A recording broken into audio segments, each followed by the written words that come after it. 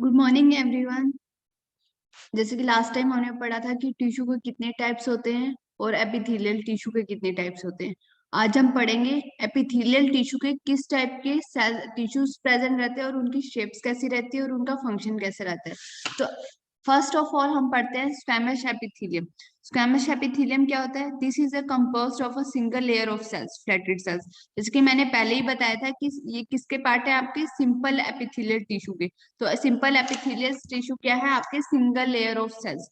तो same as it is squamous epithelium कैसे होंगे? This is a composed of a single layer of flatted cells, यानी कि जो इनकी सिंगल लेयर्स होगी सेल्स की, और सेल्स कैसे होंगे? फ्लैटेड सेल्स होंगे।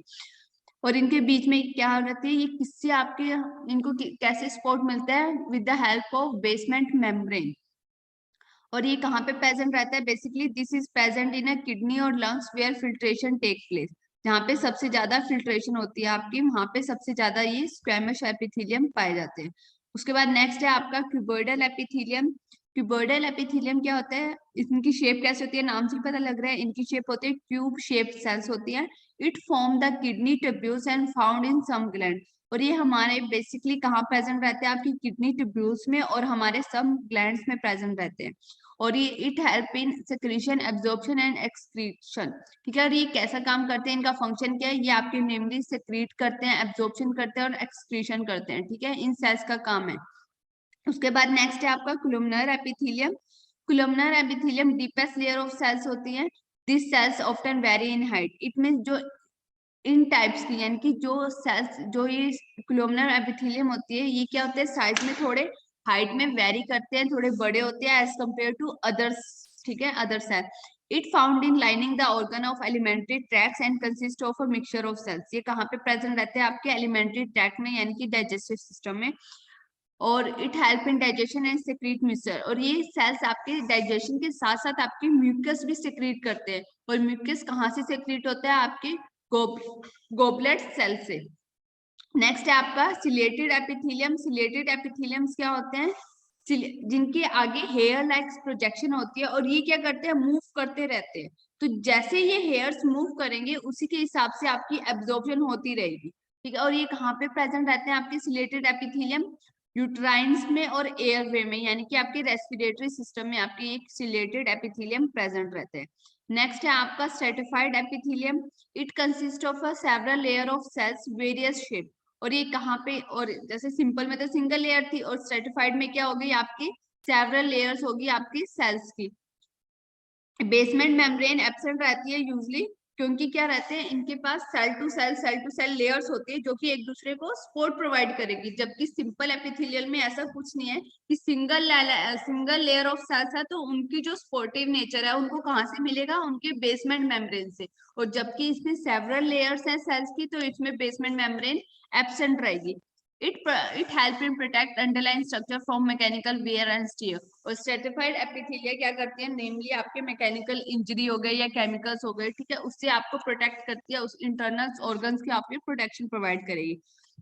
ऐसे ही आपके टाइप्स ऑफ स्ट्रेटिफाइड एपिथेलिया दो टाइप्स के होते हैं, स्ट्रेटिफाइड और ट्रांजिशनल।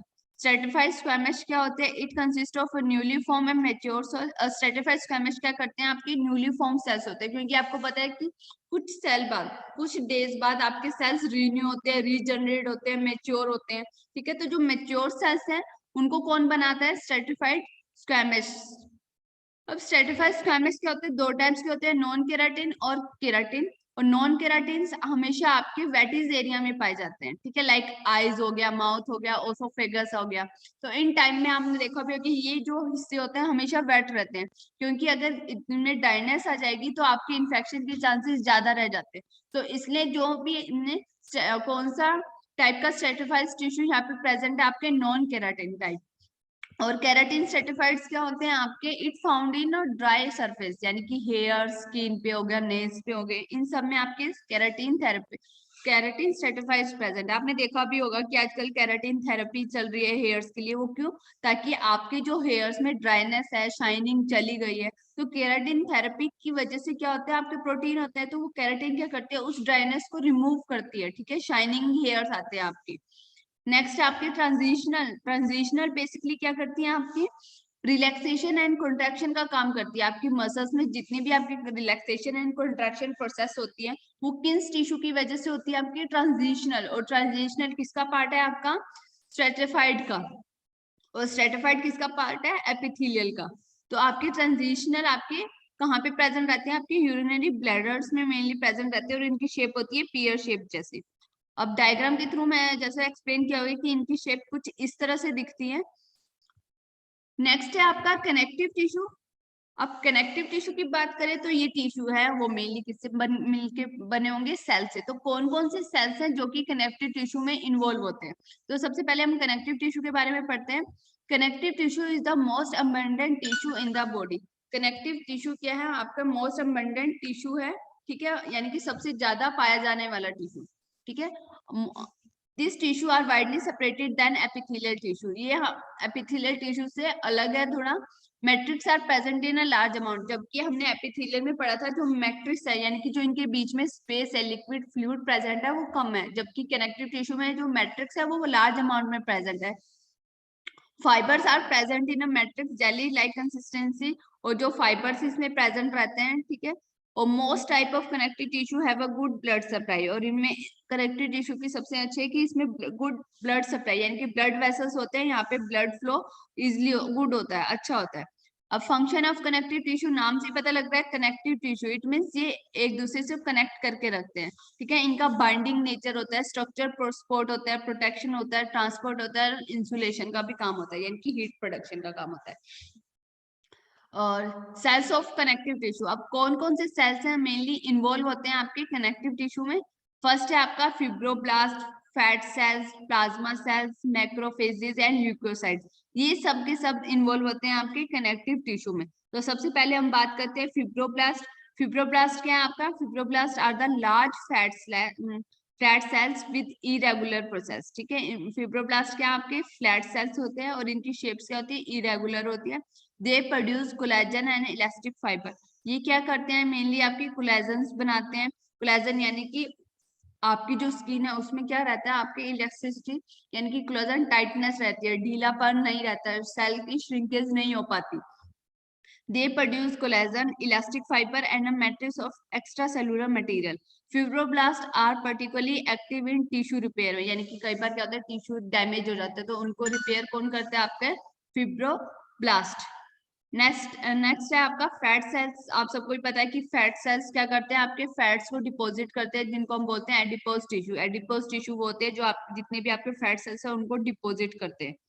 नेक्स्ट है आपको मैक्रोफेजेस। मैक्रोफेजेस क्या होते हैं आपके? ये भी इरेगुलर शेप्स होते हैं और ये क्या करते हैं? आपके इम्यून सिस्टम में इनका बहुत ज्यादा इंपॉर्टेंट रोल होता है। ये आपके मैकेनिज्म का काम करते हैं। जैसे आपको कोई फॉरेन पार्टिकल्स आपकी बॉडी को डैमेज ना कर दे, कोई हार्म ना कर दे, तो मैक्रोफेजेस क्या करते हैं? उनको इनगल्फ कर लेते हैं। इनगल्फ करने की वजह से क्या होता है? उनको डाइजेस्ट करते हैं, फिर जो उनकी वेस्ट प्रोडक्ट होती है वो मेनली बाहर चली जाती है, ठीक है, एक्सक्रीट आउट हो जाती है बॉडी से। Digestion, cell debris, bacteria present in monocytes in blood, phagocyte in alveoli of the lungs, ठीक है। ये जितने भी आपके इम्यून सिस्टम में मेनली ये हेल्प करती है और फॉरेन पार्टिकल से जितने भी फॉरेन पार्टिकल है उसको बाहर करती है आपकी बॉडी से।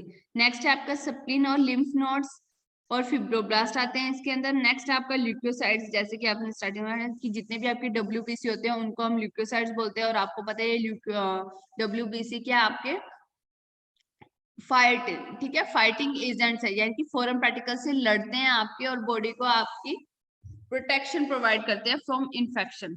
नेक्स्ट है आपका प्लाज्मा सेल्स। प्लाज्मा सेल्स क्या करते हैं? ये they develop from B lymphocytes. ये आपके बी लिम्फोसाइट से प्रेजेंट डेवलप होते हैं।